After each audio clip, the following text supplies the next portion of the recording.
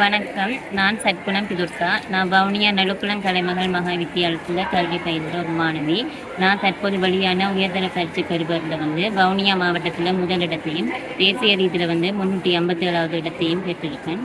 எனக்கு நான் இந்தளவுக்கு வர்றதுக்கு எனக்கு துணையாக இருந்த எனது பாடசாலையில் நிர்வாகத்துக்கு நன்றி.